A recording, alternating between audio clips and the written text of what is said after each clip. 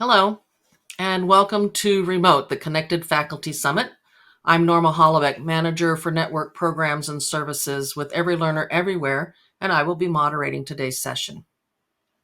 This 90-minute Ask the Experts block is sponsored by Every Learner Everywhere, a nonprofit network that advocates for and supports institutions in achieving equitable outcomes in U.S. higher education through advances in digital learning.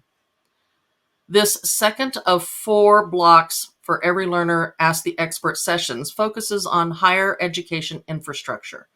In our first presentation, we'll learn 6 strategies for improving racial equity outcomes in lower level courses.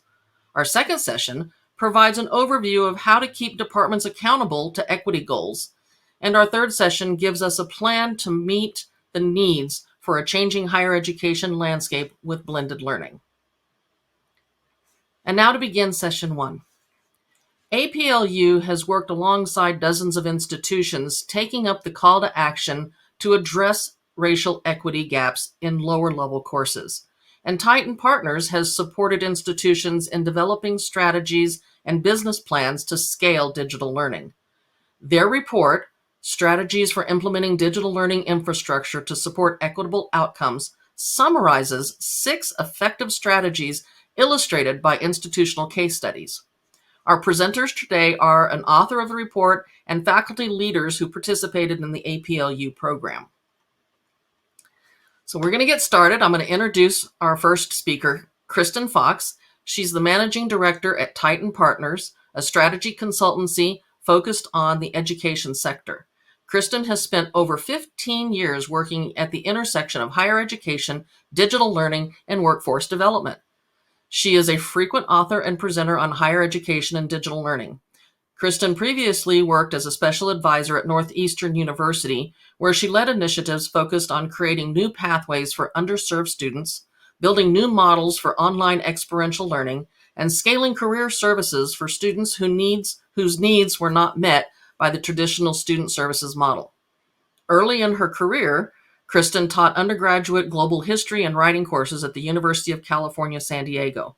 Kristen holds a BA in International Relations and Chinese from Colgate University and an MA in International Affairs and Economic Development from the University of California, San Diego. Kristen, I'm going to turn it over to you to introduce the rest of your panel. Great. Thank you so much, Norma. And it's great to be here with all of you to talk about the really important work that we've been doing with a set of leading organizations and individuals who are really working to produce better outcomes for students. And so I'm so pleased to introduce Bryan Berrett, who's the director of the Office of Innovation and Digital Excellence for Academic Success at Fresno State. And by way of a short introduction, Bryan has been in that role, or has been in several leadership positions at Fresno State over the last 25 years, and has his doctorate in educational technology from Pepperdine and is a professor of deaf studies.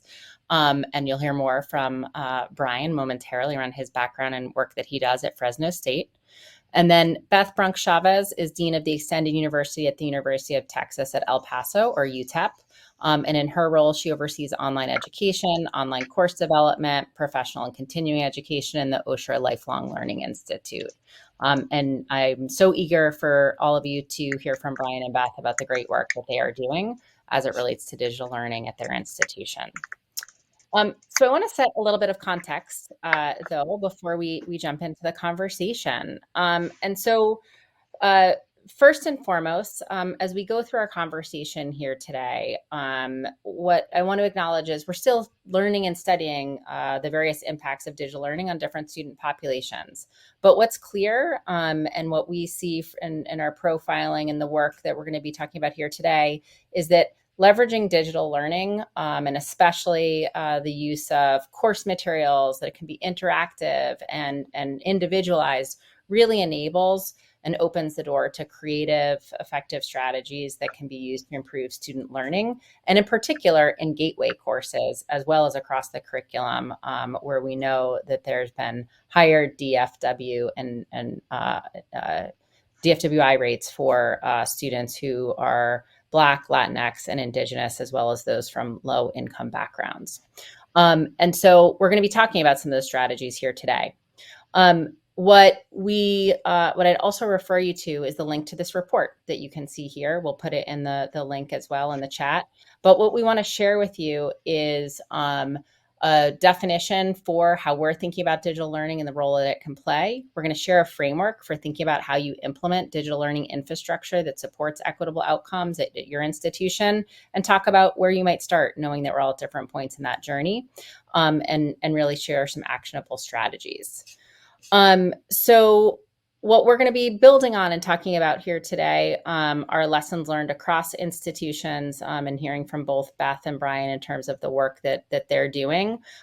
This report that you can certainly reference as well is focused on helping institutional leaders who are at varying stages in their digital learning implementation journey that represent small to large student populations and are showing progress in achieving equitable outcomes using digital learning as a key tool as part of a broader institutional commitment. Like Bryan and Beth, we have worked with institutions that are seeing that have a common commitment to and are seeing progress in redesigning policies, practices, and systems that create conditions to better support all students in succeeding in their courses and graduating. And so we're really grateful for the time that all of you are spending with us here today on this topic. So one thing I want to clarify as we start this conversation and set the table is what we mean when we say digital learning. And so as you can see here, how we define digital learning is technology and teaching practices that are using technology to enhance learning. So you might be using digital learning in the context of a primarily face-to-face class, a hybrid course, but we're not talking about online learning or fully online courses per se. It's a broad range of tools that you might use, curricular models, design strategies that are personalizing instruction for students in these different learning modalities through the use of data, through the use of formative practice, et cetera. And so one of the things that we see as a promise, and you'll hear about in our discussion here today, is digital learning can really enable instructors and institutions, when it's part of a broader digital learning infrastructure ecosystem, to adapt to different student needs and capabilities, enable active learning, and support learners more effectively with feedback and tracking of outcomes. So again, I think it's really important we're all on the same page in terms of how we're talking about and thinking about digital learning here today. So what do we mean when we say digital learning infrastructure? So we don't just mean the LMS and the technology systems that obviously are an important part of a digital learning experience. What I think is really important, you'll hear us talk about here today, is that one of the things that we see as we look at institutions that are sustaining digital learning at scale is that collaboration and integration is happening across disparate departments. So we're, as you can see here, looking at the role that leadership plays as it relates to setting culture, setting policy, having budgets that align to enabling faculty to engage in and implement digital learning tools and adjust pedagogy. The elements of course design and delivery that are really focused on supporting instructors, students, and bringing into place best-in-class pedagogy, et cetera, that is equity-centered and aligned to students' needs and lived experiences. Student success, we'll talk a lot about that here today, but making sure that, again, teaching is a team sport and that instructors are supported in their work and with support for students where and how they need it, not just between, for example, 9 to 5. And of course, a partnership with evaluation analytics, the availability of disaggregated data and information that can enable us to identify where and how students are struggling and enable improvement. And then professional learning that supports faculty, and of course the technology infrastructure. But what you can see here is all these pieces come together, and it is not just about technology, it's about leadership, and it is about that full picture for the institution. So with that table set, as I said, we are going to turn to conversation and hear from my colleagues, Bryan and Beth, about some of the amazing work that they're doing both at Fresno State and UTEP. And so we're going to start the conversation by a question to each of you. We'll start with you, Beth, Bryan. If you could just tell us a little bit about your institution, your role, and the North Star for your digital learning work and its role in helping you to achieve more equitable student outcomes at Fresno State. Certainly. Thank you so much. It's a pleasure to be here, and welcome to all of you. It looks like this is truly an international experience, so very grateful to have the time to be with you today. Fresno State is one of 23 campuses in the California State University system, and we're located in Central California. We have approximately 25,000 students, and we are a designated Hispanic serving institution and Asian American, Native American, Pacific Islander serving institution. 78% of our students are from diverse ethnic backgrounds, and 66% are first-generation college students, with about 60% of our undergraduate students being eligible for Pell Grants. And many of our students come from surrounding rural communities that does not have the necessary infrastructure, such as broadband internet access. My current role, as was mentioned, I'm the interim director for our Office of Ideas, but I have held various positions. I was a part-time faculty member for many years, full-time lecturer, have gone through the tenure track process through our system, and earned full professor approximately 8 years ago. And since that time, I moved into this role, which is our teaching and learning center, essentially, where we provide support for our faculty and training opportunities. Almost everything that we do is follows the ADKAR model for change management, which is a ProSci company, and I'm also a Gallup Strengths Finder coach. And so those are some of the contextual pieces. I think being a faculty member and being on campus for 25 years really has given me a lot of opportunities to develop really meaningful relationships. I would say the primary guiding star or North Star that was alluded to is inclusion and access. So not only do we invest in professional development for all 1,500 of our full-time or part-time faculty, it's providing the tools, the technology, the support, and more importantly, the access for our students. And so as long as we're focused on our students, we really feel like we can move them forward and empower them for success. Great. Thanks, Bryan. And we look forward to digging more into that. Beth, do you mind sharing a little bit of context around the UTEP and the work that you're doing there?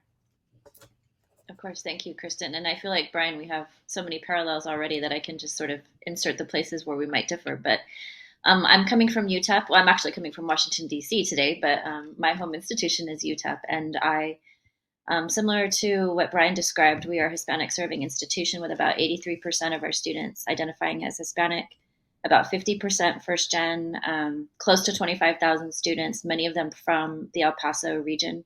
We're on the U.S.-Mexico border on the far west Texas side. So Texas is a very big state. A lot of you know that pretty well already. But we're in the far west Texas. And our school was just recently designated, maybe 3 or 4 years ago, it seems fairly recent though, as an R1 institution. So I think we're both feeling the challenges and the benefits of being an open access institution, but also one that has achieved the R1 status. My North Star feels very similar to what Bryan just said. Our school motto is access and excellence. And so that's what my group has always achieved to do, is to provide that opportunity for students. Our previous president, Dr. Diana Natalicio, used to always say talent is everywhere, but opportunity is not. And so we recognize the value that our students bring to our institution and making sure they have the opportunity to achieve their education. And then also, like Bryan, I'll just say that I'm also a full professor in rhetoric and writing studies at this institution. And so having that faculty background, I think, has been a huge benefit to the work that I've been able to do. And I've also been on the campus a long time. And I don't know that we'll have time to get into that, but I think that's an interesting dynamic, that if someone is going to take on the leadership responsibilities of online education, thinking about how they can take advantage, I guess, of those values to work with faculty to encourage them to do so in the best ways. Great. Thank you both. And let's actually riff off of that and go there, right? And talk about, I know one of the things that makes both of your organizations stand out is not only do you, talk the talk, right? Or have that North Star, but you really are, making decisions, investments, and bringing that to life and using digital learning as a tool to do that. One of the key recommendations, as we look across organizations like yours and the work that we've done, is that institutions should be creating a learning culture, equipping faculty for success through professional learning, and that's inclusive of incentives and technologies. Easier said than done. So would love to hear a little bit, and let's start with you, Beth, around the key activities and things that you're doing to support faculty, bring faculty along in using digital tools and modalities to support students and understand their really unique lived experiences of the students that you're serving at UTEP. Okay, sure. Thank you. So I'll start with a very brief history. But back in, I think, 2004, we were approached, when I used to direct the first year composition program, we were approached to set up a hybrid structure so that classes would be scheduled one day a week face-to-face and one day a week online, and we were just asked to do it. And because I'd had early experience developing an online course with an instructional designer who sat down with me for a full semester to think through the course, I thought, there's no way we can just do this. And so out of that experience, out of that challenge, I suppose, was born what we called the Hybrid Academy. But it was like a 9-month program with lots of in-face meetings, a few online meetings. This was back in 2004, 2005. But out of that experience has grown a really rich and robust preparation program that we have for faculty. We have the TOA, we call it the Teaching Online Academy, that we offer 3 times a year to any faculty at any level, graduate students, tenure track, lectures, part-time, etc. And it's a requirement through our provost office that faculty take this course prior to teaching an online course. And it's not training in the LMS, that's a separate thing. But this is how to create engagements, to create learning outcomes, to do all the kinds of things that faculty should be able to access no matter what kind of format they're teaching in.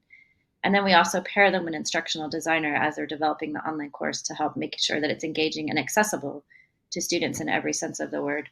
And then as time has moved on, we're still continuing to do the Teaching Online Academy, but we also offer 2 other versions. One is we've returned back to the Teaching Hybrid Academy for faculty who want to teach an online class. The struggle there is it's not required in the same way as an online instructor is required to take that course. And then we also recently added the Teaching HighFlex Academy for those faculty members who are interested in attempting to teach a HighFlex course since the pandemic. Great. And I know one of the things that we talked about in some of our prep sessions as well is, we'll put this out there for folks to consider, but how, there's standard practice at many institutions where if you're teaching in an online course or a hybrid course, right, professional learning is required for that, but not if you're teaching a face-to-face course where you might be blending in or bringing in some digital tools and technologies. So I think that's a place that I know we've talked about and would be thinking about pushing all of us and all of our institutions and considering as well.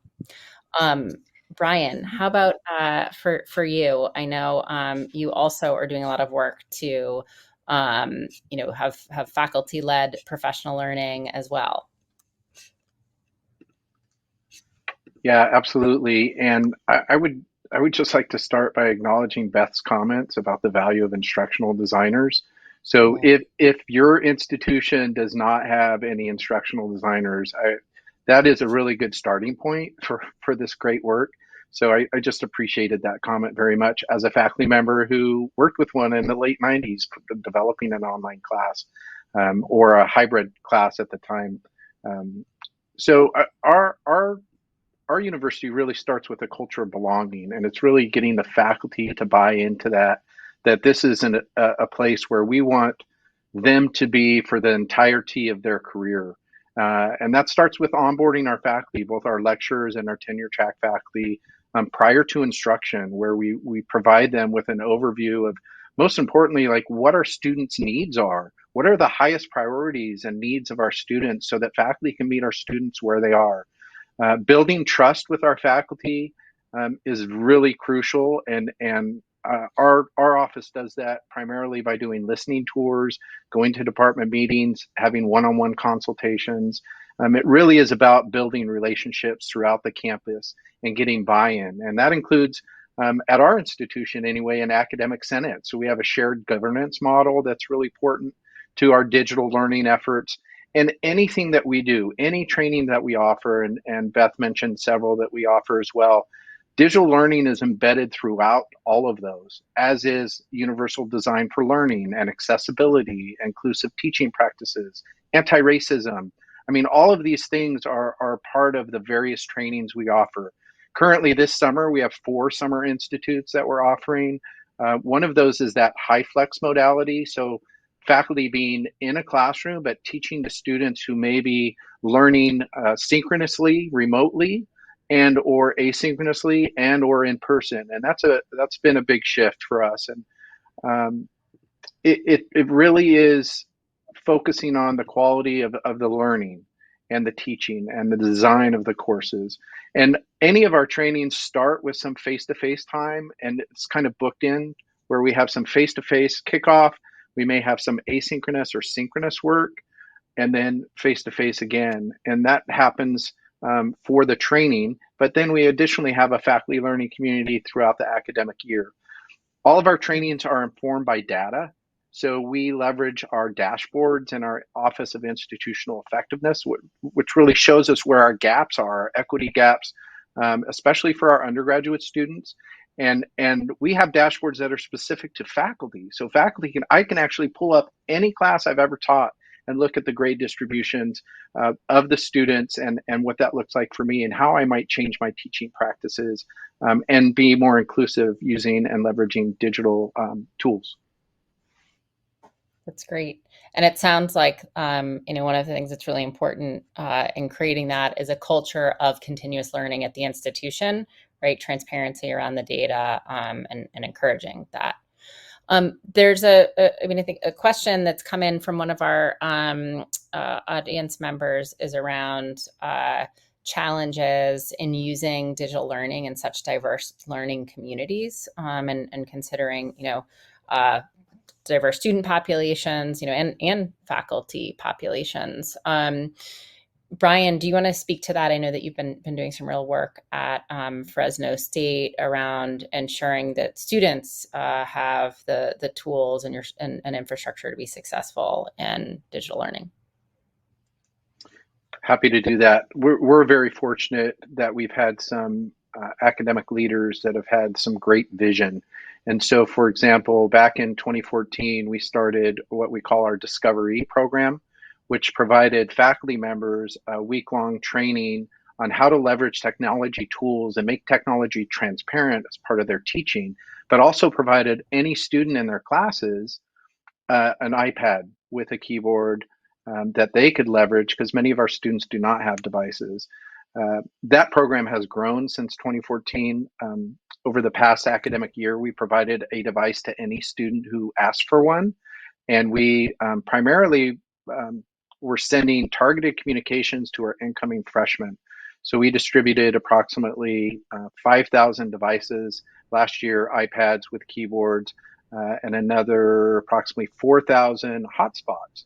So our campus has really focused on providing access to students who may not have it, especially during COVID, where lots of places that may have had internet access were not open or accessible. And so we're very grateful for that. We continue in that effort, but it really is about supporting the students. So in addition to the devices, we actually have a discovery hub within our library, which is centrally located, and we hire student assistants, train them, and they become almost like scaffolding the expertise of how you might leverage the device for learning. And so we have our digital Discovery Hub, which is almost, if you've seen or been to an Apple Hub, that was the inspiration. So we're very fortunate in that regard to be able to support our students in that way. Bryan, any comments there or information you'd share to others thinking about, both the importance of that as well as thinking about funding sources? How have you sustained that and thought about that from a leadership perspective? Student stories are very powerful. And if you combine that with the faculty story, their experience of going through those trainings and providing resources to the faculty, right? It's modest. It's certainly not the equivalent of the time that they put in the course redesign or the training, but providing some faculty stipends to acknowledge their work, I think, is critical. In terms of sustaining the funding, it really is about that ongoing commitment. As a faculty member, I was actually in the inaugural cohort of the Discovery program in 2014. And what sold me on it wasn't the technology. It was this idea that I could create a course that had zero cost course materials. So it wasn't going to cost my students anything. I didn't have to purchase a book. It was that's what I bought into. In terms of the infrastructure, though, and sustainability, there has to be consistent funding in the budget, and that comes from academic affairs, from the president, from the leaders of the cabinet who are committed to that. And if you share the stories and you share the data with them, there's a very powerful impact. Great. Beth, anything else that you'd want to add around access for students and making sure that tools are being used in ways that don't further perpetuate equity gaps? Mm-hmm. Well, I think Bryan covered a lot of ground there that I can't really add a whole lot to that, except to say that we do something similar here, providing hotspots and the technology and making sure that there's places accessible to students who need to come to campus and work, of course. But a lot of us, I think, figured out how to do a lot of that during the pandemic, especially. And so that may be one benefit that we can continue with. Sure. Yeah. Great. Well, obviously, each of your institutions have been doing great work to ensure that you're using digital tools to close gaps and measuring those and working collaboratively with faculty to do that. In terms of a last question before we move to our next topic and group, what are you tackling as the next priority, and where are you focused on making sure that in your continuous improvement you are working to make sure digital tools are being used for best impact with students? Beth, I'll let you go ahead first.